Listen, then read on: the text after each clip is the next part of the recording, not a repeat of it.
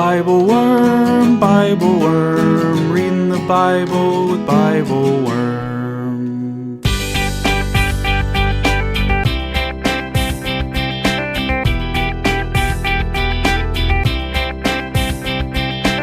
Welcome to Bible Worm, getting to the core of the biblical text. I'm Dr. Robert Williamson, Professor of Religious Studies at Hendrix College and Theologian in Residence of Canvas Community in Little Rock, Arkansas. And I'm Dr. Amy Robertson, Director of Lifelong Learning and Music at Congregation Or Hadash in Sandy Springs, Georgia. We're here every week to discuss the biblical text, both as biblical scholars and as people of faith, one Jewish and one Christian. This week we're reading Amos 1, 1-2, and 5, 7-15, and 21-24, where we hear the 8th century prophet Amos critiquing the wealthy elite of ancient Israel for their mistreatment of the poor. We hear the voice of God roaring from Zion, rejecting the worship of the elites and declaring that justice is the precondition for an authentic relationship with God. We struggle with the idea that the wise should keep silent in evil times, but ultimately conclude that God is directing us away from public speeches and toward local acts of mercy, seeking the good and establishing justice in the places where we have influence. With the blessing of God, these small acts of righteousness become a mighty stream rolling down like waters all around. Thanks for joining us.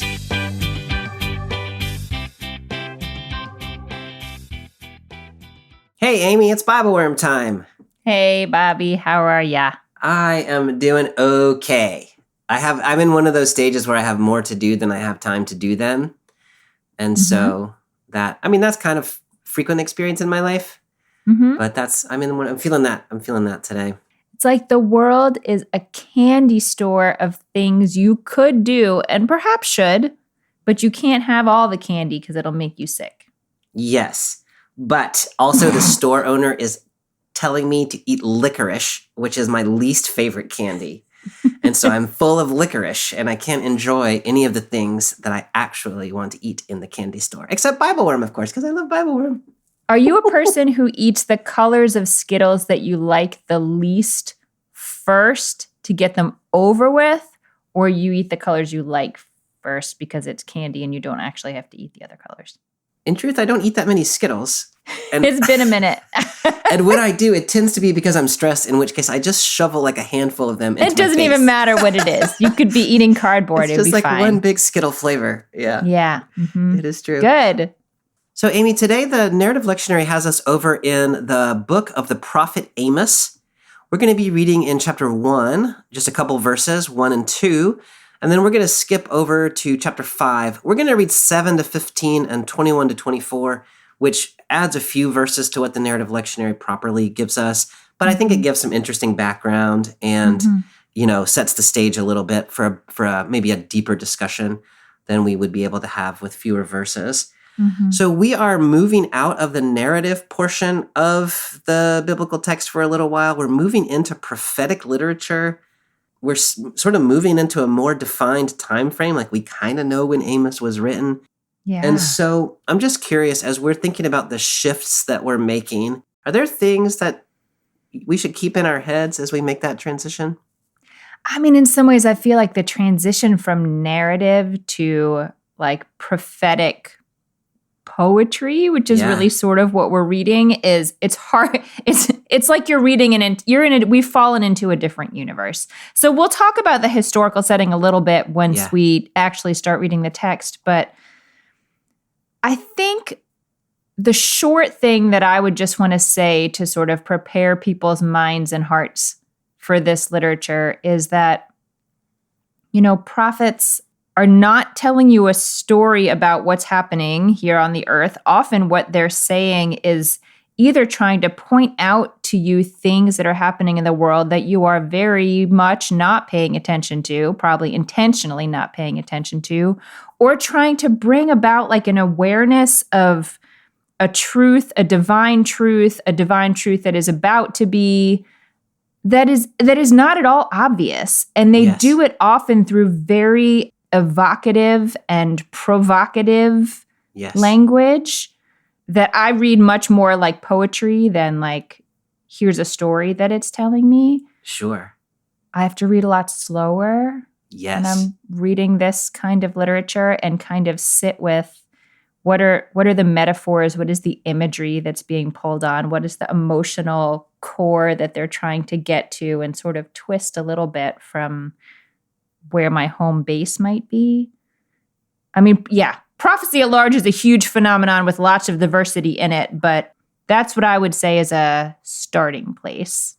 That's super helpful. Yeah, I think that just reading poetry when every word is kind of freighted in a different way, often with narratives, you're just you're telling a story. The words matter, but they're sort of pointing in a field of direction. But with poetry, oftentimes the precise line, the precise wording, precise parallelism is actually communicating something. And so I'm totally with you in terms of reading slow and thinking deeply about how things are constructed.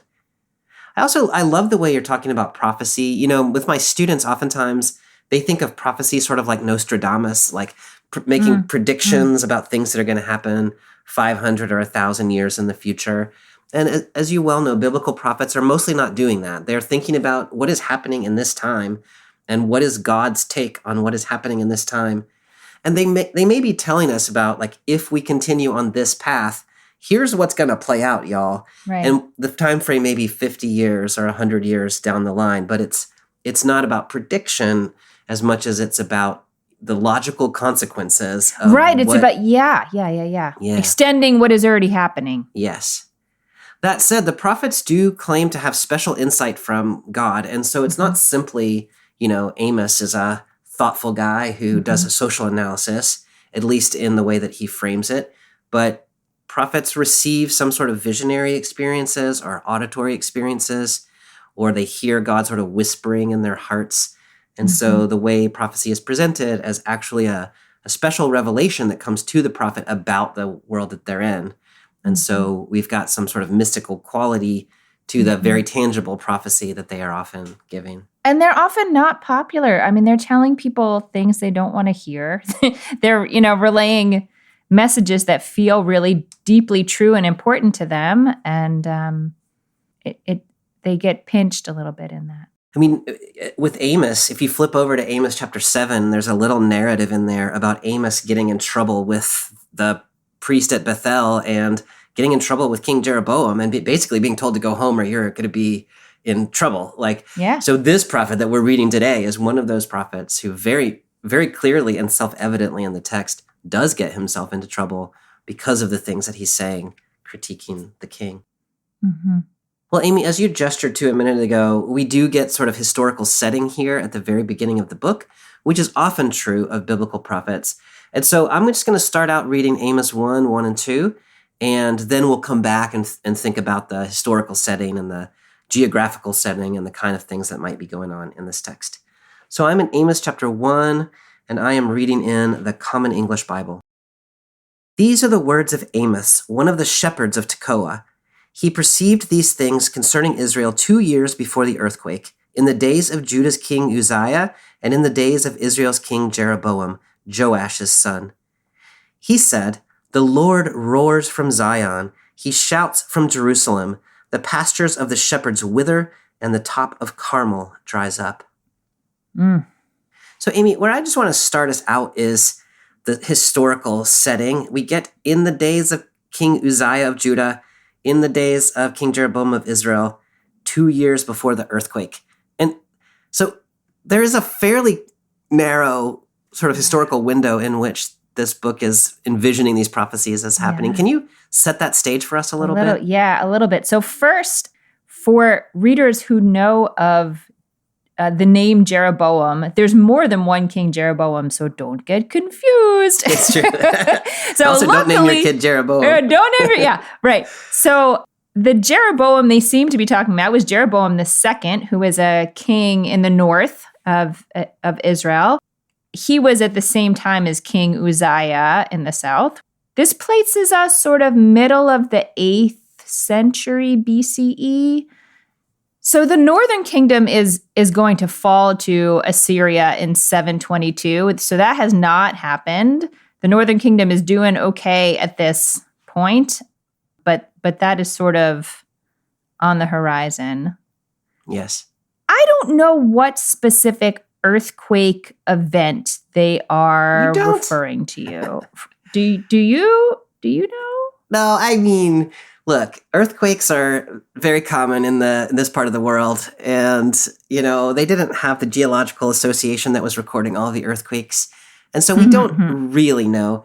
There is evidence in archaeological layers at Hatzor and other places that there was a big earthquake event in 760, and so some scholars, I mean, I think reasonably so, locate that earthquake as the earthquake. It's in the reign of these two kings, and it's a sizable earthquake that we have evidence for. And so if you follow that, then we would be somewhere around 760, 762, something like that.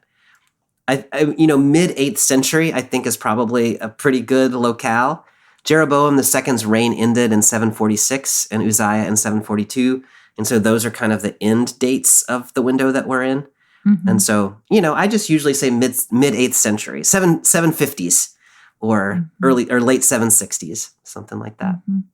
I think what's almost more interesting to me about that detail of the earthquake is like if you think about these sort of epic things that happen in the world, that it's like you think of everything in terms of that, at least for a while. Yeah. So like it was before 9/11 or it was after 9/11 or it was before COVID or it was after COVID. Yeah.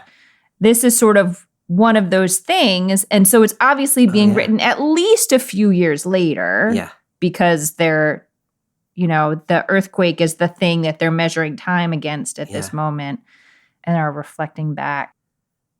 What you're saying there is important because, this first verse is the editor of the book setting the stage, and Amos's words this is not Amos telling us about himself. Yes. Amos's words presumably begin in verse 2.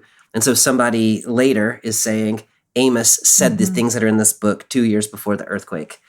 I think that's an important detail that you've given us there.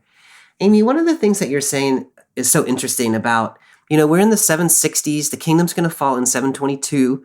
So with the benefit of hindsight, we're like, there was only like 3 or 4 decades left in the history of the northern kingdom of Israel. But in fact, Israel at this moment was a very prosperous and stable place. The Assyrian Empire had not yet become a power in the region. We have 2 really long kingships. That's Jeroboam was king for 40 years. Uzziah was king for 50 years. Stability, like the kingdoms are aligned in this point. Israel is probably the more significant of the two. Judah maybe plays a little bit of a vassal-ish role, but they're not fighting each other as they do sometimes. And so this is a period of stability. Time. Yeah. Especially if you're an elite, right? As often, right. It's always a good time when you're an elite. Yeah. Yeah. But the end of the kingdom is like 40 years away. But you imagine that they did not know that was the case.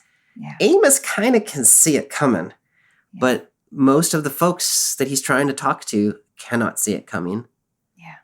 That said, we do get a little bit of evidence in chapter 7 that there might be some things that are going on.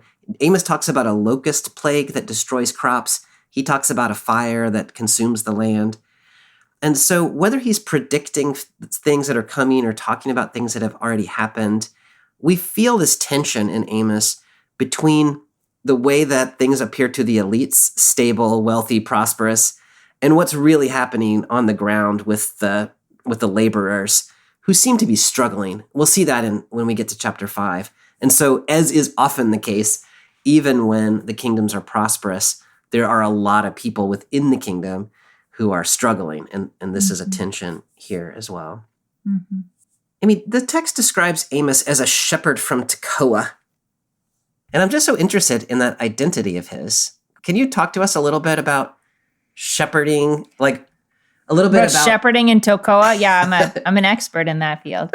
No, well, my translation actually, and I think the Hebrew holds this up. It calls him a sheep breeder. Yes. Which is a little different maybe than a shepherd. Yeah.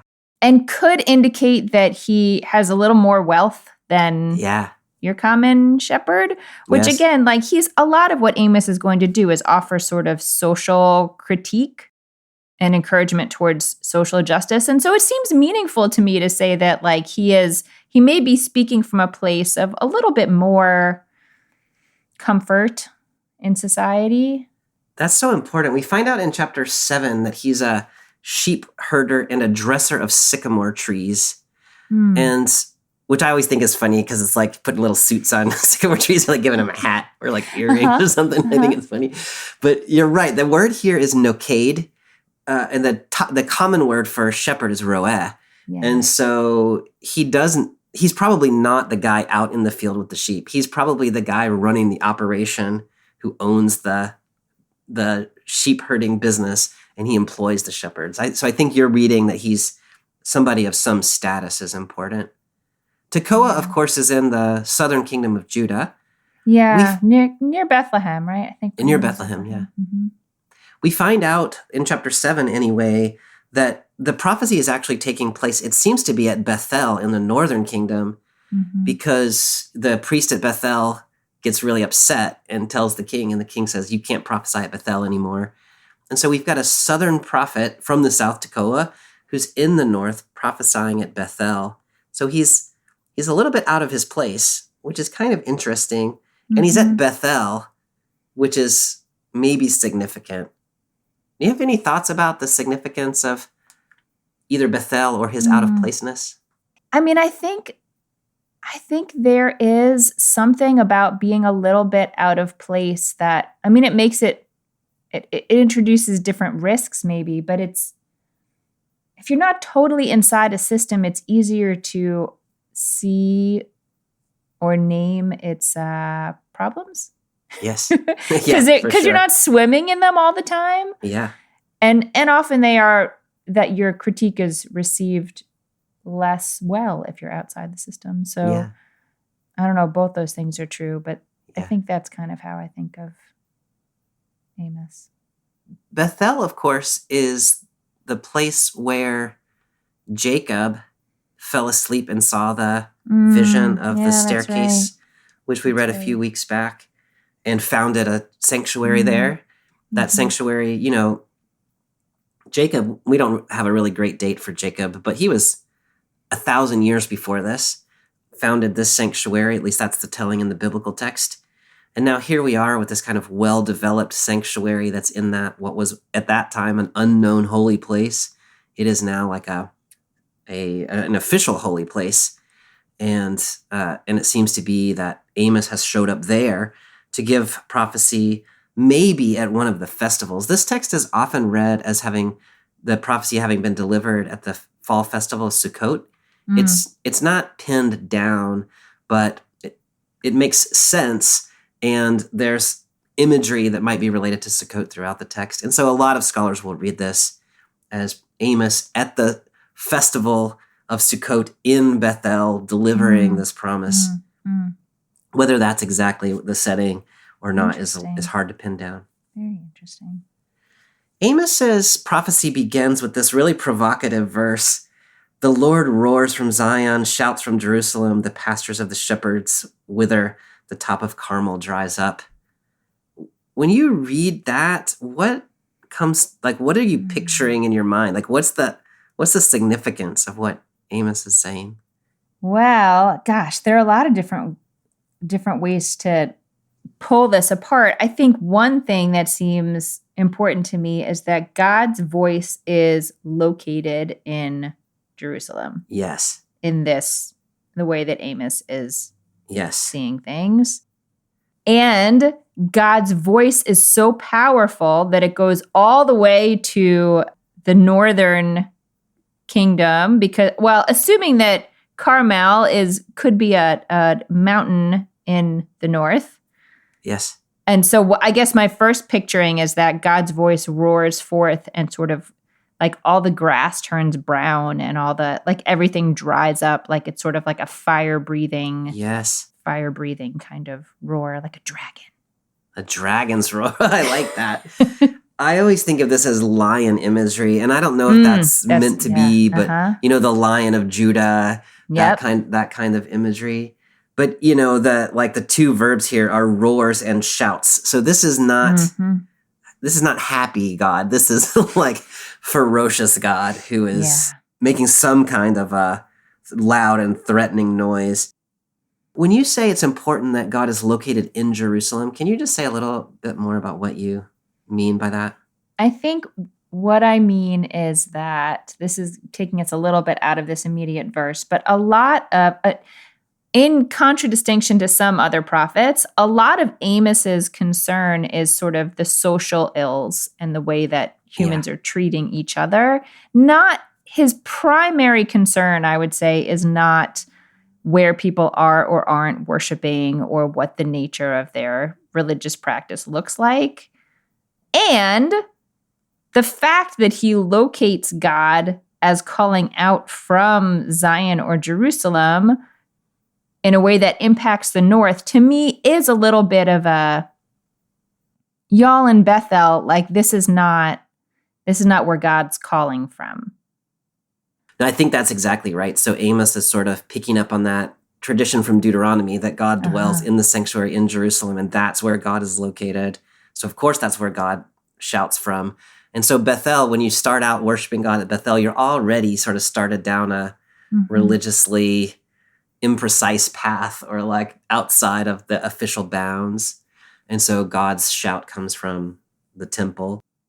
You were talking about Carmel earlier, and I think the most plain reading of that is that it is sort of that hill region in the northern kingdom, actually a very fertile region, where one of the most fertile regions in the ancient Near East, really. Yeah. And so to say Carmel is going to dry up, like that's threatening. And I mean, I was trying to think like, what's the parallel? And it would be like Napa Valley is going to dry up, or like, you know, the breadbasket states are going to stop producing grain.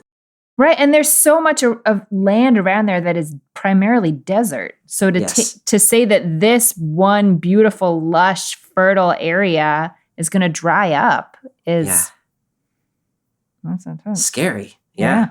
So we've got that. And then we've also got the pastures. So you're not going to be able to grow things, and you're not going to be able to graze things, animals. And so like food, we're having there's concern about food, there's concern about livelihood. And so there's a lot of destruction. And I mean, it's like right here anyway, it's attributed to God's shouting. Is that how you read it? Because God shouts, because God roars, those things dry up. That's how I read it. Yeah. Because of God's shout. Yeah. Maybe like, in this sense of, while you have all this abundance around you, it is easy to ignore the call of God until God gets to the point where God shouts, and then guess what? You're going to pay attention because all that abundance is going to wither up before you. Hi everyone, it's Bobby here. I want to let you know about a new book that I have coming out on November 11th called Reading the Bible with Brueggemann, Scripture's Power to Remake the World. You've heard me talk about Brueggemann many times on the podcast, as he was so formative for my own reading of the Bible as a source of an alternative imagination that empowers people of faith to become a community of justice in resistance to the military consumerism of the dominant culture.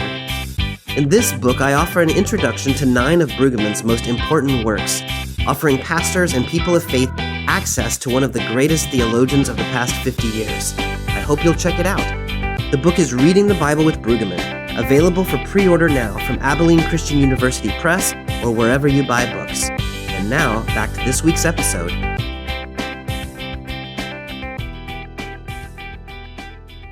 All right, well, to dig in a little deeper into what is happening here in this prophecy, let's move down to chapter 5. Does that sound all right? Let's do it. So I'm going to pick up in chapter 5, verse 7. Woe to you who turn justice into poison and throw righteousness to the ground. The one who made the Pleiades and Orion and turns deep darkness into the morning and darkens the day into night, who summons the waters of the sea and pours them out on the surface of the earth, this one's name is the Lord, who causes destruction to flash out against the strong, so that the destruction comes upon the fortress. They hate the one who judges at the city gate, and they reject the one who speaks the truth. Truly, because you crush the weak, and because you tax their grain, you have built houses of carved stone, but you won't live in them.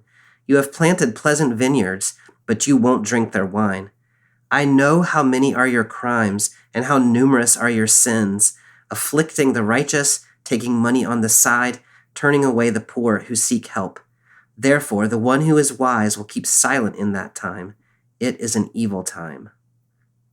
So, Amy, I want to start just by thinking about not the nature of God in this text just yet, but the nature of the people that God is upset with, and like what kinds of things are happening that God is looking at and bringing to judgment, or at least, Amos is on God's behalf. So when we read these things that are turning justice to poison, throwing righteousness to the ground, hating the ones who judge at the gate, rejecting the one who speaks the truth. When you are envisioning what is happening that Amos is upset about, how are you putting that together? I think I'm holding those specific images, Bobby, alongside the image of them building houses of hewn stone, and planting delightful vineyards. Yes. And so on the one hand, there is like truth and righteousness, like the most important things that you can sort of support and like cause to live in the world. And I don't know, what would we want to elevate more as sort of forces in our world than justice and truth? Yes. But you can't see them or hold them, or like, it's not an individual like power source or wealth source shared. It's necessarily shared, and they're choosing the other ones. And so they're perfectly happy to throw away righteousness and justice.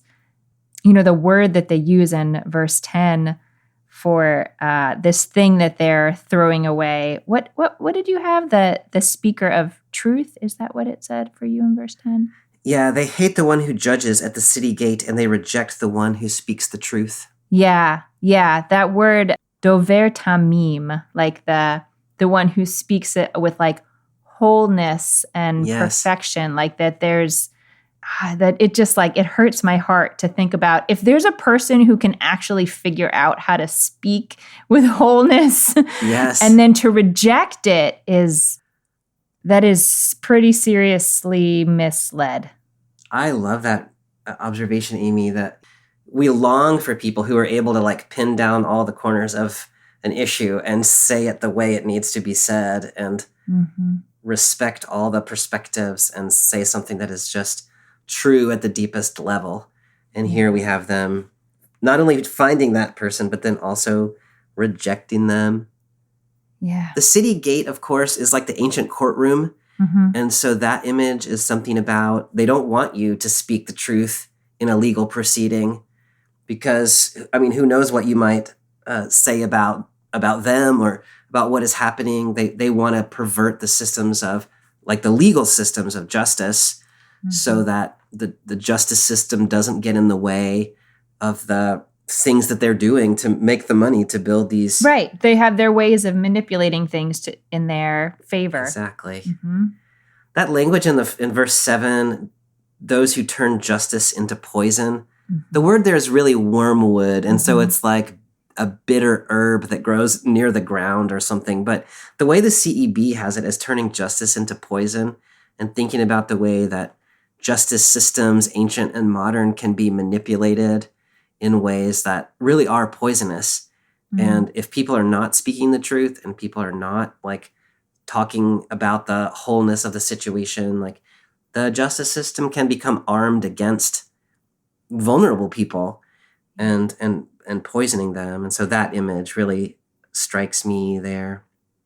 Bobby, can I tell you about a misreading that I did this morning, but one that was, I don't know, evocative for me? Yeah. So when you're reading from verse 7 to 8, especially if you're reading from the Hebrew itself, it's a little, like there's a little line in the middle where it's like, wait, are we talking about God or are we talking about people? Because in verse 7, it says like, the ones who turn justice into wormwood, like they're these participle forms, So it's like, it doesn't, you figure out we're talking about people.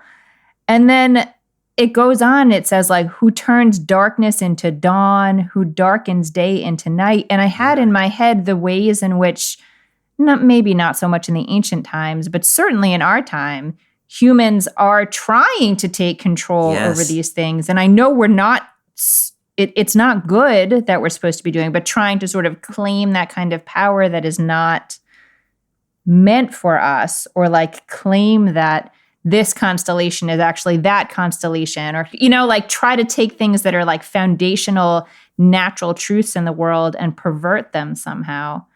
And then, of course, at the end of verse 8, we find out that's not talking about what people are doing. It's talking about God. But that little blurry point in the middle just made it so clear to me that humans are trying to step into a shaping of truth here, or like a manipulation so that things look like something they're not, that they ought not be doing. Amy, that is such a beautiful reading of that. And, you were talking earlier about the way to read poetry and the way that things are constructed. And I really love that. I had not noticed that ambiguity, but it's absolutely there in the poetic form of the text. So you think you're still talking about the powerful people who are creating and shaping and bringing night and day, like the kinds of things that powerful people claim to be able to do. But it turns out that they are actually miscreants, and the one who has the power to do those things, the Lord is his name in verse 8. That's so beautiful. Yeah. Amy, when you make that connection to in verse 8, and you're like, oh, we're talking about the Lord. And then we've got the language, you go back and read it, where it's about darkness into morning and day into night and waters of the sea. Like this imagery is, it's drawing me back to our conversation about Genesis 1 that we had at the very beginning of this narrative lectionary season. Is that where it's taking you? Or somewhere else? Yeah, no, for sure. I wonder about summoning the waters of the sea and pouring them out upon the earth. What do you picture is actually, is that like the rain cycle? What is happening there? I read that as the flood cycle, right? So, yeah, okay, yeah. One of the things that's interesting in that creation text that we talked about, in chapter 1 of Genesis, is that you have God who creates habitable space out of chaotic waters. But at the end of that text, there is still chaotic water above the dome of the sky. And there's little windows in the sky. And, it's easy to say, like, God is a God who creates and makes stable. But God is also a God who can uncreate, as God does in the flood narrative a few chapters later in Genesis 6-9. So, like, this God who can make things is also a God who can unmake things. The God who can bring light can also bring darkness. And so we've got this, like, God can work for you. God can do things that are good for you, but God can also sort you out. Like, if you start to think you are God, God can unleash those floodwaters. And then we get that who causes destruction to flash out against the strong in verse 9. Yeah. It's a little bit like, I brought you into this world, I can take you out. That's so funny. I was thinking about that line just this morning too. Yeah. But it is really interesting the way that it first has things that are sort of signs of order, I guess, like the constellations in the sky and turning darkness into dawn and day into night. And then it's like, and also can bring about the flood. And then it gets into this, hurls destruction upon strongholds. Then we've got like this sort of imagery of, war in more human sounding terms. Yeah. Amy, one of the things that struck me down here toward the end in verse 11 and following, you get in verse 11, because you crush the weak. Okay, well, so what does that mean, to crush the weak? It means to tax their grain. And then in verse 12, I know how many crimes and sins you have done. What does that mean? Taking money on the side, turning away the poor who seek help. And so these descriptions that can sound so big and like religious, like you are a sinner or you are crushing. And, I might think like, oh, I don't do any of those things. But then it turns out it's about the tax structure, right? It's not like I'm robbing somebody on the street. It's that I've created a tax code that advantages me over and against someone else. Yes. I don't know if there's more to say about that, but to me that was an important little observation. I in think this that's text. really important. I have a friend from college who is like he teaches ethics at a medical school now. And so he just has an interesting mind for ethics. And I think we are much better as a society, a modern society, at holding up these cases of like a single act of violence that is sort of like dramatic and feels personal, and we can tell the story of that one episode of suffering or death. Yes. We are much worse as a society about talking about the systems that bring about lots and lots of suffering and indeed death. Yeah. Maybe because it's like, quote unquote, following the rules that we have set for ourselves. Yes. But, the rules are just whatever we have set the rules as. It doesn't mean that that is some kind of just system. I don't know. Yeah, we hide behind our systems in some ways, and this text is not letting us hide behind them. That is so well said. The bit at the end in verse 12 about taking money on the side and turning away the poor, like those are kind of direct actions. They're actions that I don't take a lot of money on the side, but I do like drive past poor people like all the time. If there were money offered on the side, I don't know what I would do. That's come your way a lot as a Bible scholar. Uh-huh. But I do turn away poor people, not always, but like I do that. Yeah. But those are like individual actions, like you're saying. But this thing the one that's really getting at me is this: because you tax their grain, that's exactly what you're saying. That is the system that has been set up. It's the tax code. It is legal. Mm-hmm. It is, you're not doing anything illegal by taxing people at the tax rate, but you might be doing something immoral or unjust in the way that you have set it up. And I 100% agree that this text is calling us to pay attention to those things. Yeah. Amy, I was not really expecting verse 13. Like, I was thinking it was going to say, if you're a righteous person, like, shout it out at the rooftops. Yes. But instead it says, the one who is wise will keep silent because it is an evil time. Did you have anything to help me with that? I mean, I also marked it, and I don't know what to do with it. Yeah.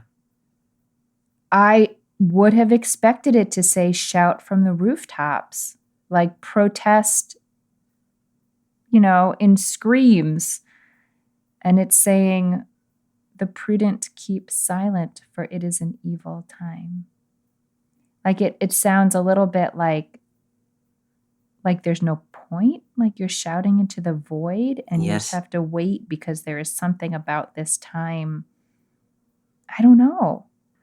That's the way that I am reading it, and I'm not sure how I feel about it, but I can see something that is true there. That there are times when speaking is not going to be heard and it's going to get you in trouble. And so when you're in a time like that, this text is saying, just be silent. Like, take a beat. Wait a minute. God is still God, but don't expose yourself in this moment. But I have a question now, Bobby. It's not an imperative here. It's not telling people to keep silent. It's saying they do. The one who is wise will keep silent. So I think I'm reading it because it says the one who is wise it's sort of saying this is the wise thing to do. Yeah. But you're opening the possibility that that's just what they're going to do. But maybe it's actually a critique of the wise. The people who see what's happening, the best they can figure to do is keep silent. So the wise there can be sort of a reference to like scribal elites, like people like me who are in our ivory towers, and we're going to keep silent. And so people like, Williamson's going to keep his mouth shut. So you, person, better go out and say something. Yeah. That's kind of an interesting way to read it. So, Amy, we might have to leave that just for a minute, but the next couple of verses that are part of the narrative lectionary in 14 and 15, they do give us some imperatives about what maybe we should be doing in these times. So I will read those. Amos says, "Seek good and not evil, that you may live. And so the Lord, the God of heavenly forces, will be with you, just as you have said. Hate evil, love good, and establish justice at the city gate. Perhaps the Lord God of heavenly forces will be gracious to what is left of Joseph. So we get here some imperatives, some instruction for us. They are seek good, not evil, hate evil, love good, establish justice. Mhm. So I'm curious, as you think about those instructions about what one should be doing, what do you see there? And can you connect it? Like, I'm still trying to think about this issue of keeping silent. Like, does that help? Does this help? These positive sort of imperatives help you at all? Think about that. That's a good question. And I'm trying to think now if there are ways to do this or some of it without making a lot of noise. Yeah. You know what I mean? Like Yes. to genuinely seek good and put evil to the, like push evil to the side. So it's not necessarily saying, at least in the first part, fight evil. It's like, build the world from love. Just start where you are and focus on that. Yes. That's actually a really interesting sort of starting place.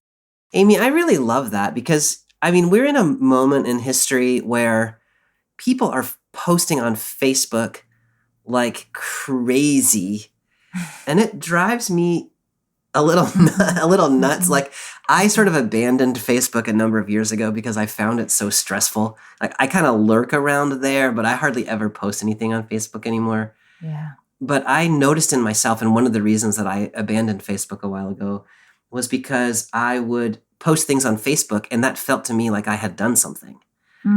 But I hadn't actually done anything. I just posted something on Facebook, which was largely shouting into the void and being like affirmed by people who already thought what I said was right, and being kind of scolded by people who already thought what I said was wrong. And in some ways, the way you're reading this, I think is really helpful to say, like, maybe this text is saying there's sometimes when speech isn't going to persuade, but build, like on the ground. That. Yeah. Maybe local speech matters, right? So if I'm in my faith community or if I'm on my podcast with you and we're like trying to work some things out, like how are we going to live our lives? Yeah. Then speech matters. Right. But like speech, like in the public square, like shouting, there may be times when that's not the thing. Yes. Or at least there may be times when I'm not the person. Person to do that thing, right? There's this whole like big picture marketplace of ideas. We have to, like fight it out in the public square. And maybe there is indeed a good place for that. I don't know if the public square is Facebook.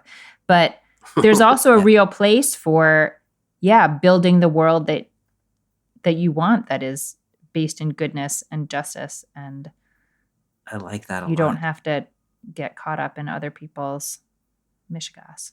So it's not saying, oh, well, what can you do? I'm just going to keep silent. It's saying, there's a lot of things I can do, and I'm going to go do them. But I'm not going to get into a reactive stance. I'm going to build what is real. The sort of, the encouragement here is the Lord will be with you. Yeah. And perhaps God will be gracious to what is left, the remnant of Joseph.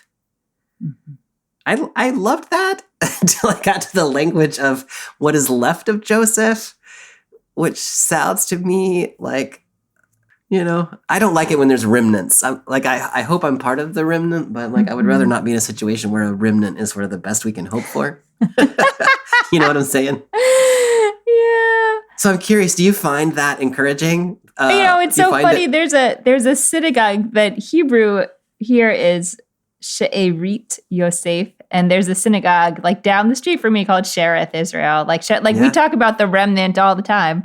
But it does sound, I guess, a little spooky. Yeah, I guess it does sound it has a little bit of an edge to it. It has a little bit of an edge to it. I do take a little courage in that, I think, because it is, part of Amos's point is things are bad. The poor are being abused, and there are going to be consequences. The Lord is roaring. And so it's not just going to suddenly be great when you wake up tomorrow. But the remnant language is, we're going to get through it.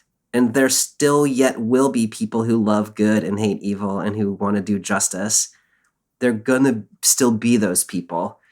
And we just got to get through and do the best we can. And then God will be faithful to that remnant. But we're not there yet. Like, you got to be faithful, even though it might not prosper you immediately. That I can find some courage in that kind of statement. Yeah. All right, Amy, the last part of this text is probably the most famous passage in Amos, and probably one of the most famous prophetic passages of all the Bible. Interestingly, it switches here into the first person, which we find out is God speaking directly. So Amos has been kind of giving us prophecies, and now Amos is giving us the words that God is speaking. And so when we listen to this, we ought to hear God's voice in the first person. Picking up in verse 21, I reject your festivals. I don't enjoy your joyous assemblies. If you bring me your entirely burned offerings and gifts of food, I won't be pleased. I won't even look at your offerings of well-fed animals. Take away the noise of your songs. I won't listen to the melody of your harps, but let justice roll down like waters and righteousness like an ever-flowing stream. Amy, there's some language in here that I don't 100% know how to relate to, being a modern Christian as I am. And I wonder if you might have some wisdom for me about how to relate to them. I'm looking at things like festivals and joyous assemblies and the different types of offerings that are being talked about here. Can you fill in some background for me? Okay, so I can fill in using my Bible scholar hat, and I'm happy to do that. But I want to tell you first what I wrote in the margin next to this section, which is my modern translation. And it's so sad, like it makes me want to cry. I hate it when you pray. Like when you come together in prayer and song, I hate it. Yeah. And you think we're having this intimate moment of great connection. We're not. Yeah.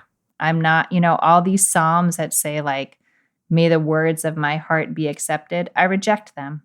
I reject the words of your heart. I'm not having this conversation until justice rolls down. I really take it as an until we get to that point. Like whatever it is you think you're doing in these gatherings that you think are for my benefit, I want nothing to do with them. Amy, that's so powerful. I read it very similarly that, you can read this as God doesn't desire worship, but you're giving us a better nuance, which is God does not want worship that is masking social injustice. Right. So justice in the world is the precondition for legitimate worship of God. Right. Like if you're going to be unjust, just stay away from the sanctuary. No, exactly. Like call a spade a spade. Like I feel like there were other parts that we were talking about sort of like you are rejecting the spoken, like truth, wholeness. You are rejecting the things that are real and manipulating things to be for your benefit in the world. So don't do that and then come here and pretend we're having this sacred moment together. Like, those things cannot coexist. Yeah. It's so sad. It is very sad. But very convicting. But very convicting. Very convicting. Because we sure like to check the box and show up to make the sacrifices or show up on Sunday mornings or show up at, Passover Seder, whatever it is, and feel like we've done the thing. Yeah. That's not the thing. Or you can't get that thing if you're not doing this other thing. Amy, thank you for that. And now I want to hear your Bible scholar interpretation. Yeah. So, like with that as the background, because I think that is so important. But the words that are used here, like your festivals, here the word is chagechem, and for the sacred assemblies, atzrotechem. Can you talk a little bit about what those refer to? Yeah, I mean, these are very specific kinds of religious gatherings. A chag is like a pilgrimage festival. There are 3 of them during the year, and they have sacred assemblies during some parts of them. that are like very explicitly commanded. It's not like Yes. this is some, human impetus to offer it. Like it is, we are told to do these things. And so if a person were to think, I am checking the box by doing these things, they didn't get that idea from nowhere. And these offerings that are brought, again, are offerings that are commanded and are intended as a real, like a sharing of a meal with God, like a real sort of offering of nurture and care and some kind of like connective tissue between the people Israel and God. And so all these, like there was both a great sense of, I think, joy and wholeness, and also a sense that like we're doing the right thing. We're doing what God told us to do. So to have Amos say really explicitly, like, no, you can't just pull that part out and do that part. Yes. Like, what about the whole rest of, the book of Leviticus and Deuteronomy and, where we're talking about economic justice? Like, you have to, I'm watching that part too. Yes. I don't see this as saying you should never make offerings, but more that you can't just pull out that part and make offerings if you're not. Yeah, no, I agree with that for sure. The connection you were making for me in terms of like, these are the big 3 pilgrimage festivals, is if you were going to transpose that into a modern Christian context, it would be like, I don't want your Christmas Eve service. I don't want your Easter service. It's the big ones that seem like central, and also the ones, as you're saying, that people who are sort of casually Christian, those are the ones that they kind of come to. And so like they seem fundamental, but they are in fact like, those are the things that the people are going to do who are like least likely to actually be paying attention to what Deuteronomy commands about how you treat the poor, maybe. Right. The other thing here about the offerings, I was just playing with this, but it talks about whole burnt offerings and grain offerings. These are like the daily sacrifices, right, at the temple, the sort of tamid kind of morning and evening. And so it's like now we're talking about daily worship. And then the well-being sacrifice is like a personal thing that like God has blessed me. And so I bring, my calf to the temple and we have a sacrifice and share a meal. And then I have like a barbecue with my family. And so when you put all of those together, it's like these big festivals. I don't like that. The daily observance, I don't like that. Your personal, it's covering all aspects of the religious life of a person, from the most public and communal to the most personal and private. And God saying, get that out of here unless you can do justice first. That last line there, let justice roll down like waters and righteousness like an ever-flowing stream. I mean, that is just such a profound line. And I could hear Martin Luther King, giving that line in his speeches. And it's just such a powerful, provocative image. I'm just curious what that means to you. Well, I have a thought and a question. My thought is, we were talking before about this idea of water as something that, as you said, like on every, what did you say? Every deity's resume or something should have ability to control water, because water is a source of life. We need water, and a source of death. Like water is unimaginable power and can be chaos and can be drowning. But if it's too dry, then it's drought, and it's, so I feel like this is the combination of these two, like let justice sort of like well up or roll down like water, like it's naturally sort of emanating from the earth, from creation, like as it should. Like you don't have to manufacture justice. Like let it come and let it be. And then a stream, a stream is like, maybe stream is, you don't think of a dangerous stream. I feel like there's an edge to it. Like it is life-giving, and it is the most powerful thing. I love that, Amy. You've got me thinking so many interesting thoughts right now, but one of them is that going back to that idea that controlling water is the line on a God's resume in the ancient Near East. And, human beings can't control water in that sort of primordial sense, right? We can't set the boundaries for the oceans and we can't make it rain. But, maybe this is the parallel on the human resume, like line 1 on a human resume for being a person of faith is to let justice roll and to enact righteousness in the world. Like this is the fundamental task of what it means to be a person of faith in the way that controlling water is a fundamental task. And it is life-giving. And, we started out this text in chapter 1 with Carmel drying up and the pastures drying up. And we were like, why is God making everything dry up, And here the connection back to that passage of, no, in fact, if you enact justice in the world, there will be life-giving water.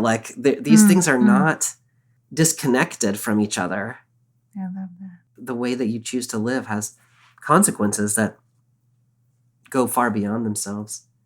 I really love the justice rolling down. It does sound, to me, it's a waterfall image. And I just justice upon justice upon justice. It's like the Niagara Falls of justice. And I don't know, I probably wouldn't want to get stuck under the Niagara Falls of justice. I don't know, or go over it in a barrel or whatever. but just the idea that there could be justice of that magnitude where people would gather from, all over the world and be like, oh my God, look at that justice rolling down. That's just such a powerful image to me of what could be. Yeah. And we just went from keep your mouth shut and do what's local. And all of a sudden justice is rolling down like waters. Right. So it's this little action that you're taking in your own place. Look what it can do. Yeah. Is powerful. I love that. Amy, do you remember that my nickname for you used to be Amos? I do remember that. Yes. May I merit such a nickname. Yeah. So Amos, as we're reading Amos and we're reflecting on these passages here in chapter 1 and chapter 5, you're thinking about what it might mean for a person of faith living in the world today. Where are you being drawn?